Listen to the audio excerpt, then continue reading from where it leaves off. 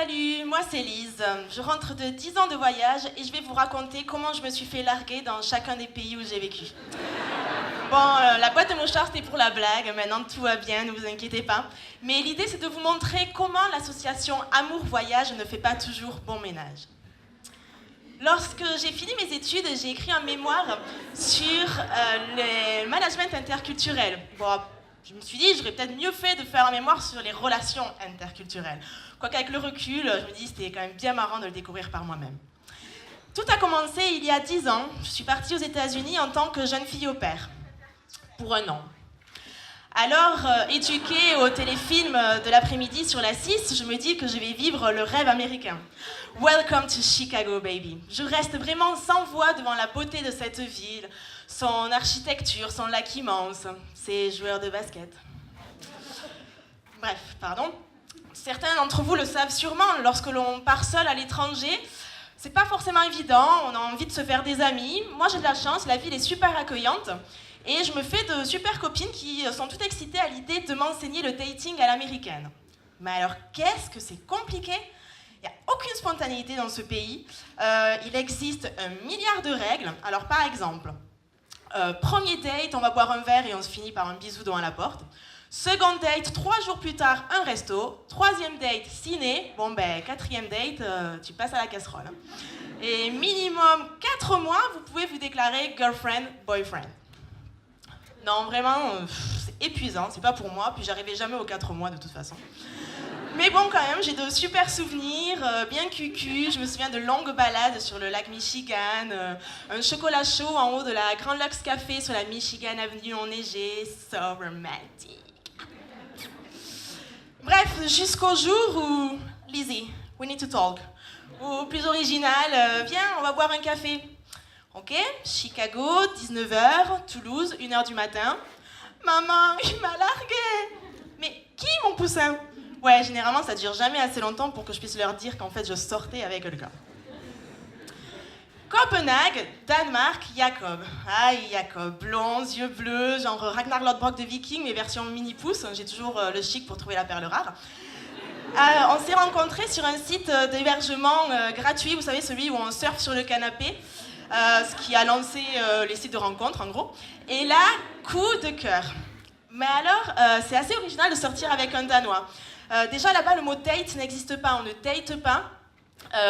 Il va pas flirter avec vous si il vous connaît pas. Alors il peut te faire des avances, oui, mais généralement c'est qu'il est bien bourré. D'ailleurs, il y a une super expression qui existe là-bas qui dit « Si l'alcool disparaissait de la terre, le romantisme disparaîtrait du Danemark ». Et c'est bien vrai. Autre chose, le garçon ne paiera pas le resto, c'est 50-50. Voire, la femme veut tout payer. What the fuck?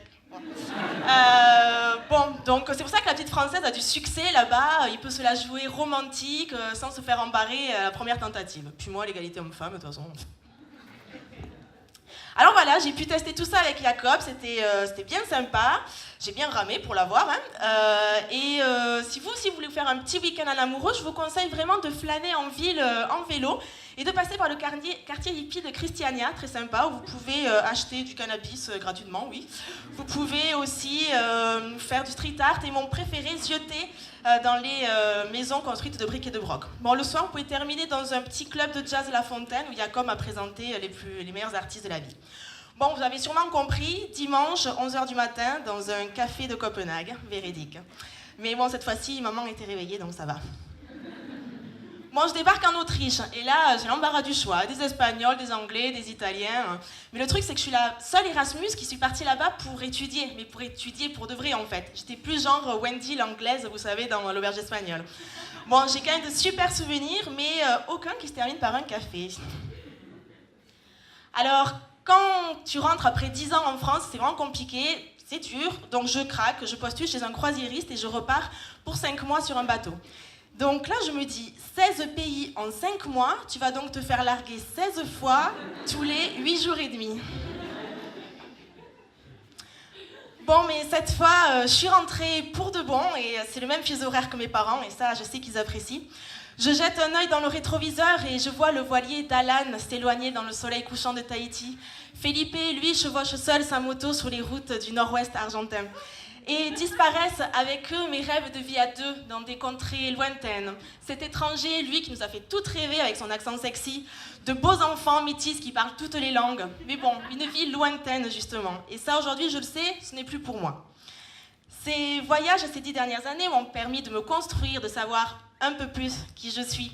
Aujourd'hui, je suis avec quelqu'un qui comprend mes références au bronzé fond du ski. Et c'est important, et en espagnol, c'est beaucoup plus compliqué, je vous assure. J'ai ma culture toulousaine, il a sa culture du bassin. Et le bassin, c'est exotique après tout. Alors voilà, c'est un nouveau chapitre qui commence. Et aujourd'hui, je peux le dire, même si mon cœur de Toulousain saigne beaucoup en le lisant, Bordeaux, merci de m'avoir si bien accueilli. Yeg, Eskerdig, Te quiero, I love you, Novahe Uyawe, je t'aime.